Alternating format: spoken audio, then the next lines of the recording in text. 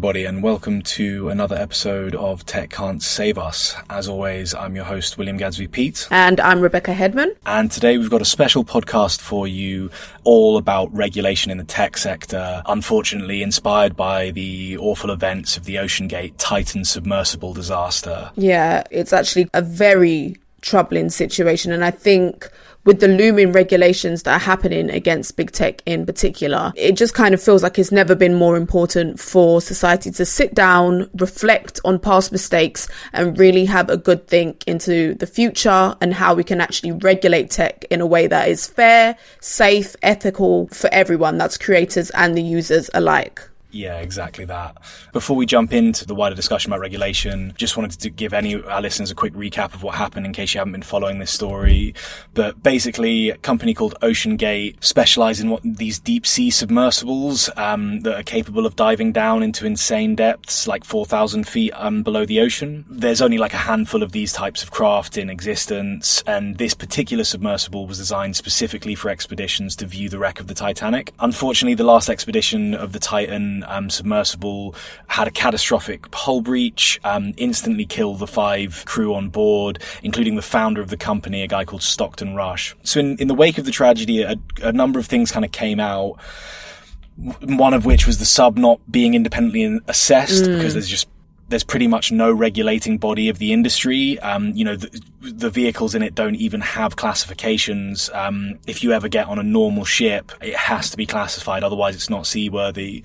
One of the other things that came out that was probably the most shocking was sort of Stockton Rush had actually been warned by his peers about the design of the Titan being unsafe, and actually pretty much told that something like this could happen, and had, just not ignored, but had rebutted those and ensured everyone that he knew best. And unfortunately, from this terrible disaster, he did not. Yeah, it's incredibly sad. And I think it's coming to light that there were quite a few different warnings along the way over the years. And I mean, in particular, that email exchange with Rob McCallum is completely wild. It's just crazy. Yeah, just to dig into that, if I have to admit, I kind of ended up following the live updates for this story because it was just absolutely mad. Of course. But if you weren't fully in the weeds with it, then yeah, it came out that this guy Stockton Rush, who owned the Titan and had founded the company, had an email exchange with a guy called Rob McCallum, who specifically is like a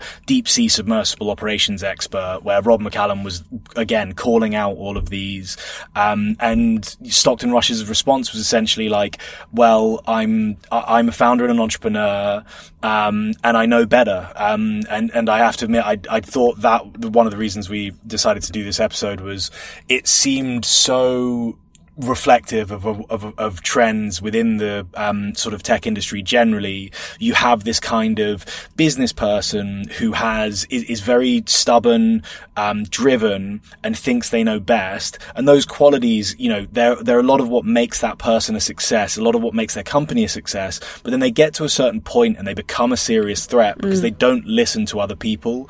I think you see it a lot in the actions of sort of Mark Zuckerberg, Elon Musk. They really do just think they're smarter than everyone else in the room and that the rules don't apply to them.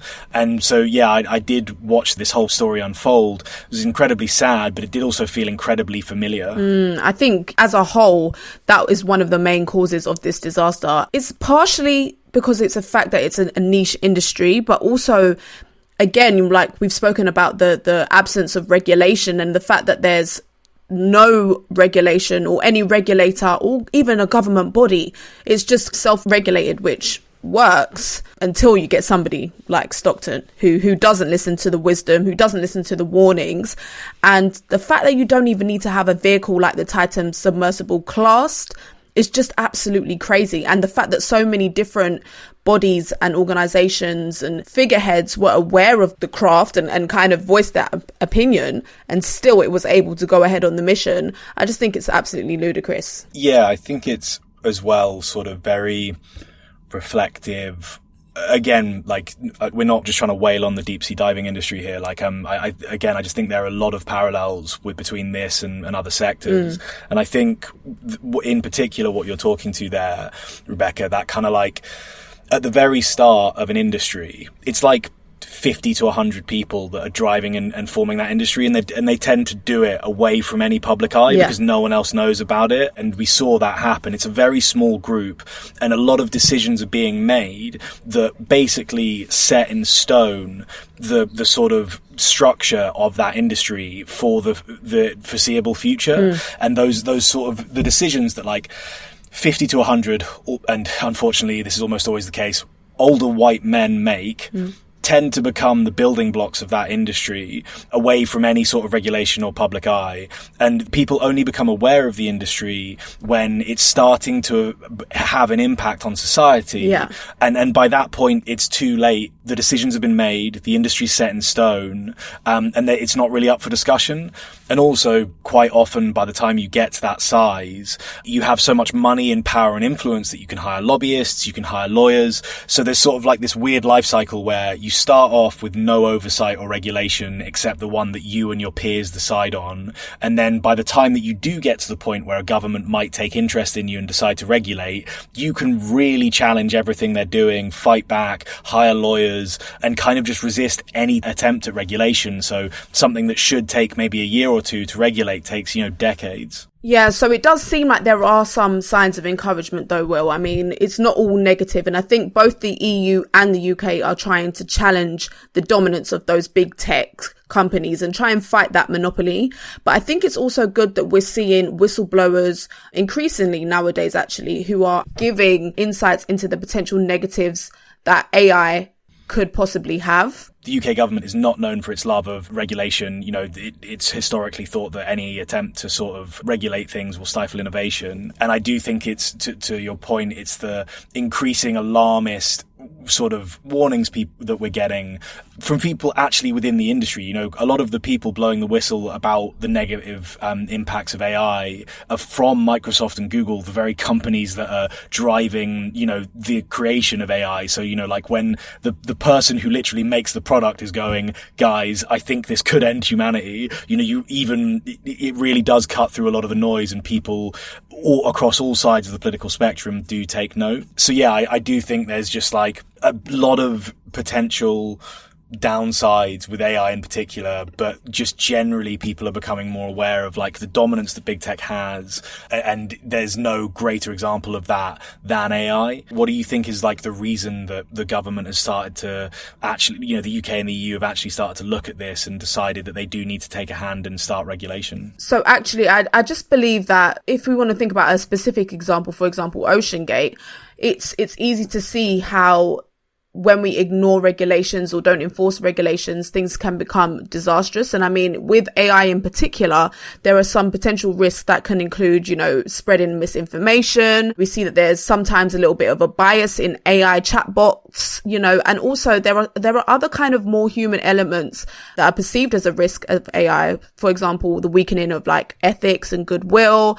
There's also a scary one, which I don't really want to push too much because I think it definitely is one of those things that is a potential and is not here in the present. But there's been talk of the creation of autonomous weapons, which, does scare the public and I suppose scares the government alike. Tech has become a lot scarier. Back in the day, the ramifications of the internet, people didn't think them through, but they're not that crazy, whereas the ramifications of AI really are quite frightening if it doesn't go well. What do we think are going to be the big challenges facing them as they come to this regulation? For myself, I think one of the biggest issues they're facing is just the sort of like this theory of accelerating change, where basically technical revolutions used to happen every 1,000 years, then they used to happen every 100 years, then they used to happen every 10 years, and now they're happening like every year. Like if you think about where AI was a year ago, it was not something people use in their day-to-day lives. You think about where AI is now, and literally every company in any industry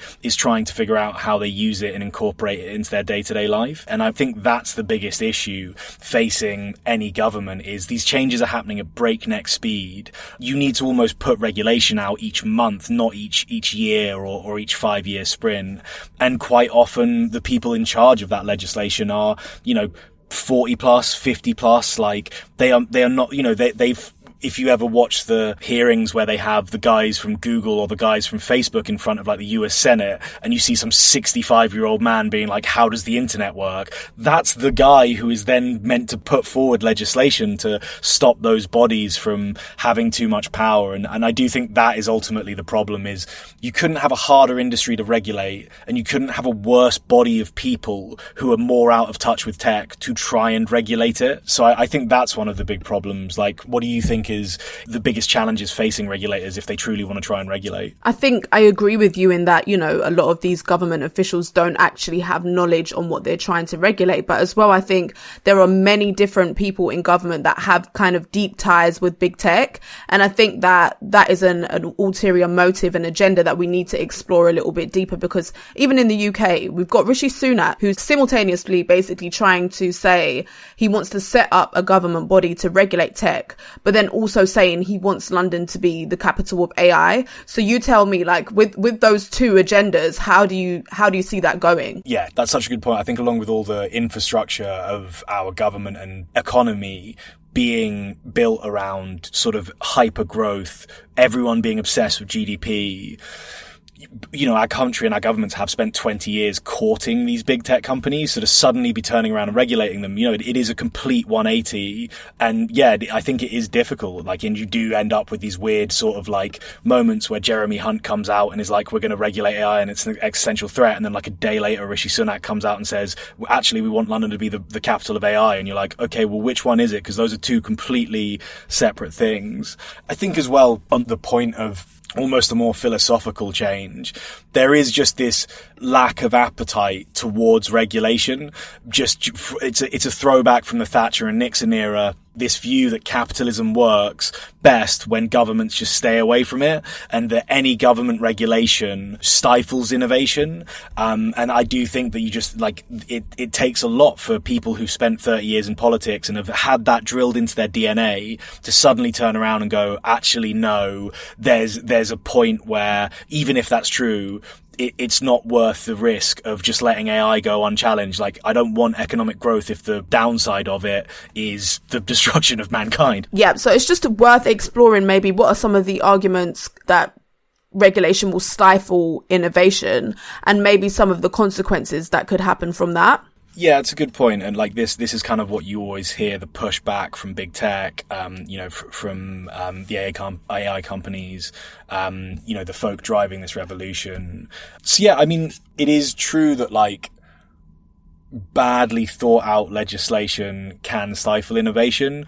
And I think the point of a lot of governments is like, okay, but if we don't do this, if we decide to be the sort of sensible ones, then some other country will decide they're not. Like, you know, if America doesn't do it, China will do it, and then China will dominate the AI space and America will, you know, lose its power. And like, it's always been framed in those terms. So I do think one of the big issues with AI in particular, but with big tech across the board, is you probably do actually need almost unanimous buy-in. Like, it's almost like the climate change Paris Accords. You need every country in the world to actually get on board with it, because it only takes one bad actor to kind of fuck it up for everyone. And unfortunately, you know, going back to the issues of regulation, I think it's very unlikely you get everyone to on board. You know, you have a lot of governments, like France, for example, have gone totally all in on tech. Like, that is the driving force behind their economy right now. Macron is completely unashamedly a technophile. If everyone else in the EU says we're going to regulate AI and we're not going to do any of this stuff, I don't think France would. I think France would go, yeah, sorry guys, you know, we'll be doing whatever the fuck we want, so you're just going to get left behind. And I do think that's playing on the back of a lot of government and a lot of tech companies' minds. I think it's funny that you mentioned that, actually, because I saw that the Microsoft president basically said that it's vital that technology is safe and remains subject to human control. He basically implied that there was a way to kind of slow it down or turn it off if tech or AI wasn't functioning in the way that it was wanted to be used. And I think that that's a really easy thing for him to say, but he is just president of one like huge tech company, and I don't think he can control the actions of, you know, Apple or Amazon or anything like that. And I think going back to what you say, it's kind of one for all or all for none, really, because if we don't manage to all agree on regulating AI, we will have these powerhouses, whether it's France, whether it is China, whoever it will be, somebody will take advantage if we can't all get on the same page about it. And it's worth as well just distinguishing between good regulation and regulation. I think, again, whenever the sort of counterpoint to regulation, the argument is always like, oh, any regulation's bad. And it's like, no, like, bad regulation is bad regulation. If you have genuine experts leading it, like, you know, I think there is some valid criticism of some sort of medicine regulation that has meant that startups in the UK and Europe are falling behind African startups trying to solve similar problems because they have far less regulation in Africa. But it's still safe and it's still very tested and very, like, you know, they're producing drugs that save lives. So, you know, for something like that, yeah, revisit the regulation. Maybe we need less regulation, but I think there's always this sort of like quite sneaky move that people play, or who are almost always those big tech companies, of like, any regulation is bad regulation, and actually what you need is well thought out, structured legislation from people who understand the industry, because no regulation is 10 times more damaging than bad regulation. You know, I think we've seen that with those companies that have been allowed to become too large and have been totally lacking in regulation. You know, we're about to move on to it, but, you know, Facebook has had pretty much no regulation for the last 20 years. It's objectively made our society worse. Yeah. Like, you know, there's no argument on that. Every scientific study ever done on Facebook is a negative impact on human civilization and its culture. You know, the argument that legislation might have stifled Facebook's growth and the growth of social media, it's like, I would happily take that in exchange for less awful political discourse, less awful social discourse, teenagers that weren't depressed because they think everyone lives a life on Instagram that they actually don't. You know, there's this all or nothing equation that it's often framed as, which I just don't think is the case. I'll happily take 10% less innovation for 100% more sensible innovation. And I think that's often the point that's missing. And I think that's often the point that's missing in these conversations, is it is a trade-off, it is a balance. Yeah, and I think another point that tech creators and some tech users really feel strongly about when they think about regulation and the impacts it could have is that there are some kind of ethical standards that regulations could really obliterate and blow out the park. I think a lot of people are worried that they're going to have a load of like strict surveillance and that people are going to be continuously watched. And it kind of brings into question the ideas about data privacy as well. And even going back to what you said about the medical tech industry at the moment and kind of the issues that the European startups are facing, I think it's really important to consider that not only is regulation maybe testing innovation in that way, but I think that people are kind of missing the bigger picture about the actual consequences of this regulation being slow. It kind of stops from, you know, helping people in ways that desperately need to happen, you know. So I think there are definitely some ethical implications that could be a consequence of regulation either not happening as quickly or happening too quickly and kind of stifling any kind of development. Yeah, it's not a maximalist position. It's often framed as either you're for innovation or you're for regulation. And It's like, no, I'm for both. I want innovative growth, but I want it to be done ethically and sustainably, which means we need to regulate it properly. I just wanted to take us out with a conversation around social media, because I actually think that it's a very good sub-niche of the tech industry that really sort of highlights a lot of the issues that we've just been speaking about in terms of regulation and, you know, how all of those different things are at play and make regulation very difficult. I mean, yeah, we've been trying to regulate social media for about 20 years now and we still haven't got it right. You know, it's just, it's crazy. No, exactly. And I think it's almost the perfect example of the sort of life cycle we spoke about and the issues that face you when you have no regulation and companies become too powerful and complicated to regulate. I just think taking 20 years to have it be regulated is just far too long, especially with social media absolutely shaping our society definitively, you know, when it comes to even children's mental health, even when we think about people's attention spans and the shortening of them and just a warped perception of reality in general and how severe an impact social media has had on all of those things, it shouldn't have taken 20 years to regulate. Yeah, I think this is the sort of example I would hold up in all of, like, you know, those conversations between the EU, between the UK, between whoever's trying to regulate. This is what happens when you just go, it's fine, we'll let innovation reign free, and we'll let these companies become massive. Social media's changed almost every element of our society. We are more polarized. We're more angry. Like you said, our attention spans are people are literally dumber because of it. Like like genuinely, if you grew up watching YouTube videos and so you went from being able to read a book to needing 30-second hits of entertainment, and you rewire your brain, like, to not think about that before letting these companies become as big as they are, where every child has a phone in their pocket and is constantly hooked up to these unregulated platforms that have changed the way they think. That's the stuff that I think is wild to me, like that we never regulated that or thought about the wider repercussions. Some of the bigger examples around, you know, like the Russians probably putting Trump in power through their interference of the 2015 election, the Cambridge Analytica scandals. Again, allegedly. Yeah, allegedly. Thank you. Let's just put that in there for the lawsuit. Those examples are big and they're exciting, and that's why they got a lot of press coverage. But really, I care way less about that and the fact that, you know, my 5-year-old nephew spends hours watching YouTube videos of Bluey and marble racing and kids building Lego, and no one's really thought about how that's going to affect, you know, his development as a child. So yeah, I think social media is the perfect example of why we do need to regulate big tech, and I do think, not to end on too dark a note, but just to show how monumental the task that any government or regulatory body is facing. Canada recently announced that you'll no longer be able to share news on Facebook without appropriate payment to publishers. And that's great. That's a bit of legislation I approve, I agree with, but it's taken 20 years for that to come about. It's also taken basically the destruction of our traditional media and the print media before some government went, maybe we shouldn't allow this to happen. So yeah, you know, that kind of shows you how all of these issues interplay that we've spoken about, and how if you don't pull your finger out and try harder, you do end up in this situation where it's like, great, you've made that regulation, Canada, great work. Cat's kind of already out the bag, or print media is dead, TV media is dead.